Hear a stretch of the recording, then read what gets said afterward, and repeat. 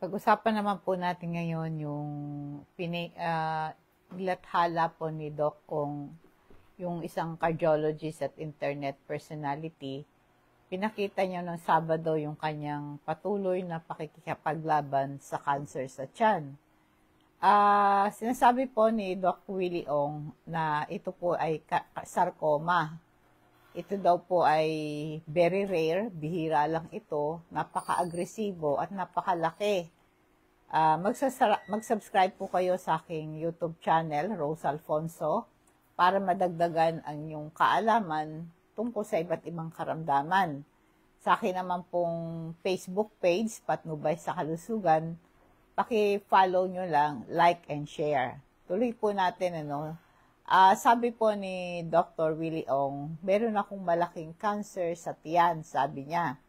Ito ay seryoso, ngunit lalabanan ko ang laban na ito para sa lahat ng mga pasyente ng cancer sa Pilipinas. Magkakasama tayong lahat na gagaling. Very positive po si Dr. Willie Ong. Ito ang kanyang sabi, no? Hanggang sa huling hininga ko, sabi niya, tutulong ako sa ating mga mahihirap na Pilipino. Ngunit una, hinihiling ko ang Diyos ng isang himala. Sabi niya yung kanyang 16 cm or 8 inches na bukol ay sabi ay dagdagan daw sana ng konting panahon pa ang buhay niya dito sa mundo. Kung meron siyang gustong patunayan. Ayon po kay Dr. Ong, natagpuan ng kanyang doktor ang isang 16 by 13 by 12 cm na sarcoma sa kanyang tiyan. 8 inches. Sinabi po niya na ang tumor ay nakatago sa puso niya at sa harap ng kanyang gulugod, kaya hindi makita. Sinabi po ni Dr. Ong na 60 years old, naranasan po niya na hindi siya komportable noong April 2023 habang nagsasagawa siya ng medical mission. Pagkatapos nakakaramdam siya ng pagod, nahihirapan siya sa paglunok. Noong daw po Oktubre, sabi ni Dr. Ong, magsimula niyang naramdaman ng sakit sa likod malapit sa kanyang gulugod. Akala daw niya ay masyadong yung matigas yung kama niya. Noong August, lumala ang sakit sa kanyang likod at nagsimulang umumbok ang kanyang tiyan. Pinakamasakit daw sa buhay niya. Parang ang level 10 to 10. Sabi niya, ano sakit? 1, 2, 3, 4. Siya po, 10 talaga. Iyak daw siya ng iyak. Tapos, ang sakit daw ng buong gabi na yun. Parang sinasaksak ng kutsilyo yung likod niya. Ito po ang mga karanasan ni Dr. Ong dahil po sa napakalaking tumor ay nanakita niya. Ngayon, ang tanong sa kanya, saan ba nakuha yan? Sa tingin ko, sabi niya, dahil sa stress, sabi niya, sa kabila ng kanyang kondisyon, sinabi ni Dr. Willie Ong, pinanatili niya na positive ang pananaw niya sa buhay. Nalulungkot ba ako? Noong una, sabi niya, ngunit ngayon, masaya ako. Alam kong mayroon pa ring layunin para sa akin ng Diyos, dagdag niya.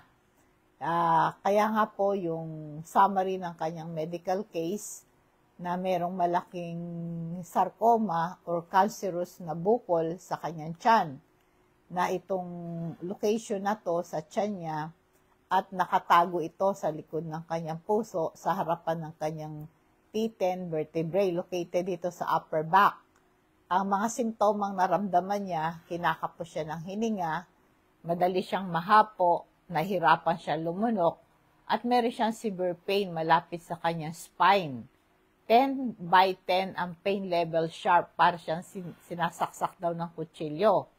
Ang tumor location sa tiyan niya, sa likod sa kanyang puso, ito po ay sinasuggest na ito po maraming simptoma ang nararamdaman niya. Kaya dahil po yung tumor ay nasa tiyan, apektado syempre yung tiyan, bituka, atay, pancreas at kidney.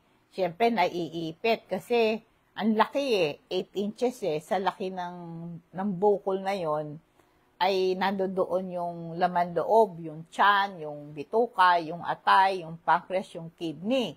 Kaya apektado yon. Tapos sa likod ng puso niya, kaya nagkakaroon ng pressure sa puso niya, malapit sa mga daluyan ng dugo. Kaya kinakapos siya ng hininga. Tapos nandun sa harapan ng kanyang T10 vertebrae, Kaya po nako-compress yung nerve dun sa spinal cord, kaya nagko-cause ng severe pain, no? Kaya sabi niya, para sinasaksak daw ng kutsilyo. At napakalaki daw nito.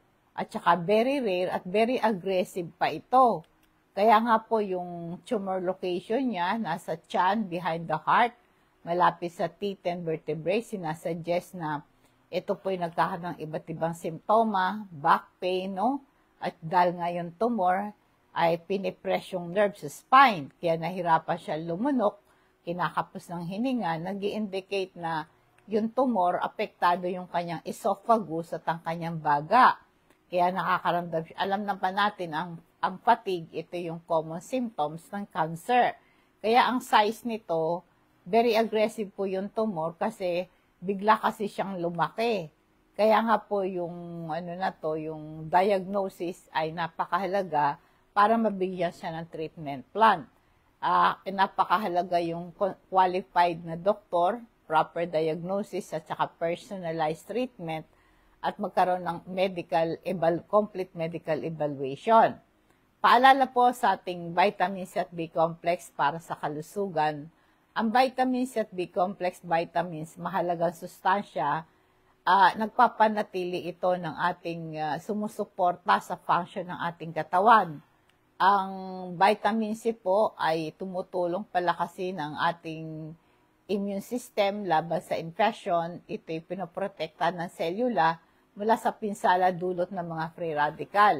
Ito po ay tumutulong para ang masipsip ang iron mula sa pagkain at tumutulong sa production ng collagen. Ito po yung production, ito'y proteinang mahalaga para sa connective tissue at sa balat. Yung Super B complex, ito'y production ng energy, tumutulong sa pag-convert ng food into energy. Sinusuportahan niya yung ating mental health, yung ating cognitive function, at saka tumutulong ito sa production ng red blood cells. Mahalaga ito para magdala ng oxygen sa buong katawan. Nag-aambag ito sa kalusugan ng balat at buhok. Kaya po'y kapakipakinabang po ito sa ating katawan. Kaya ito po'y maaring inumin nyo to, water-soluble vitamins itong dalawa, hindi ito naiimbak. Sumasama po sa ihi natin yan eh. Kaya wala tayong reserve niyan. Kaya dapat everyday nakakainom tayo. Iinumin mo to dahil water-soluble vitamins, yung vitamin C, Super B complex, ay inumin mo siya 30 minutes bago kayo mag-almusal, yung walang laman ang tiyan, no? So, ito po mga vitamins na yan, Super B complex, vitamin C. Maganda po ay, kaya tinatag natin supplement, pandagdag, para sa ganon magkaroon tayo ng mga sustansya sa katawan. Para sa ganon, meron tayong panlaban sa sakit, no? Itong sarcoma sa abdomen, ano ang dapat gawin? Ang sarcoma, isang bihirang uri ng cancer na apektuhan ng connective tissue ng katawan tulad ng kalamnan, buto, cartilage at taba. Kung ikaw o isang tao kilalang na-diagnose na may sarcoma sa tiyan, mahalaga po na humingi ng agarang medical attention. Tulad nga nangyayari kay Dr.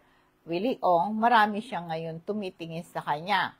Ang sarcoma po ay maaring maging agresibo at mahirap gamutin. Gayunpaman sa pagsulong ng medisina, marami na po naliligtas dito sa mga pasyenteng may sarcoma. Ang mga sanhi po ng sarcoma sa abdomen ay ito po ay hindi pa lubos na unawaan. Pero meron theory sa kanilang pagre-research, ito'y genetic. May mga taong merong genetic predisposition, napakatas ng kanilang panganib sa pagkaroon ng sarcoma. O kaya na-expose sa mga certain chemicals, pagkalantad sa mga chemical tulad ng asbestos, benzene, vinyl chloride. Nagdadagdag panganib sa sarcoma yan. O tsaka yung mga ionizing radiation na tulad mula sa radiation therapy para sa cancer, mula sa pagkalantad sa radiation, mula sa nuclear accident, panganib sa sarcoma. Kung papilloma virus, maaring kaugnay ito sa pag-unlad ng uri ng sarcoma. Karamihan po ng kaso ng sarcoma ay meron pong particular na sanhi. Ang pang-unlad po ng sarcoma ay maaring resulta nito ng combination ng mga genetic, environmental, and lifestyle factor. Paalala po sa lecithin, ito yung nutrients na matatagpuan sa ating kalamnan ng cellular ng mga halaman at hayop. Meron itong mahalagang papel sa function ng ating katawan. Tumutulong po ang lecithin sa paghihiwalay ng mga taba at tumutulong sa panunaw. Sa sangkap ng ating cell membrane, ang pangunahing sangkap ng cell membrane, nag-aambag ito sa structure at function. Tumutulong din ang lecithin sa production ng neurotransmitter. Ito po ay mga chemical nagpapadali sa communication pagitan ng mga nerve cell. Tumutulong punoprotektahan sa mga para hindi ka magkaroon ng pinsala sa atay at importante po ay brain food para huwag tayo maging ulyanin o makakalimutin maiwasan ng Alzheimer disease. Available yan sa Patnubay kung gusto yung magpa-deliver, i-chat nyo lang po ako. Alam mo yung lifestyle factor ay meron po itong impact sa ating overall health, no? Maraming lifestyle medicine nare-recommenda sa mga may sarcoma sa tiyan tulad ng healthy diet. I-focus ang prutas, gulay, whole grain, lean protein, and healthy fats. At saka drink plenty of water para manatiling hydrated. Limitahin yung food kasi nga po yung cancer ay inflammatory din yan eh. Tumataas ang inflammatory substance sa katawan kung merong cancer. Kaya nga lumalaki nga yung bukol. Ngayon, yung pag-inom ng saganang tubig, nakakapigil po ito sa paglaki ng mga bukol. Iwasan po nyo yung processed food, mga sugary drinks, excessive red meat. Iwasan nyo yan.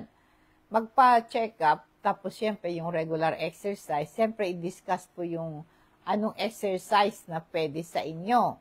At saka yung mga gentle activities like walking, swimming, maganda yan. Iwasan nyo po yung sobrang nagbubuhat ka ng mabigat, hindi pwede yon. At saka kailangan ng relaxation technique for stress management. Sabi nga ni Dr. Ong, nagko-contribute daw yung stress.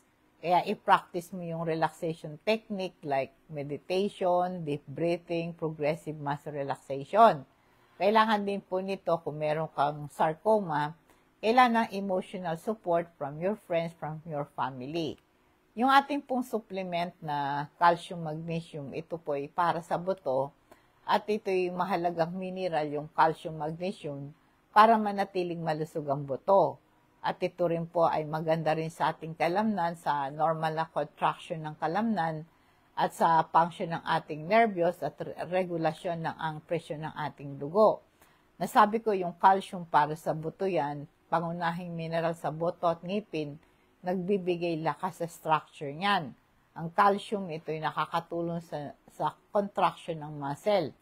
Kaya mahalaga ito sa pagdurugo at tumutulong ito ma-regulate ang nerve impulses. Yung magnesium naman ay kailangan para masipsip ang calcium at saka para tumibay ang ating buto. Tumutulong ito para relax ang ating muscle, ma-regulate ang presyon ng dugo at ito po'y nakakatulong sa production ng energy. Regulation ng tulog, tumutulong ito para yung sleep pattern mo ma-regulate.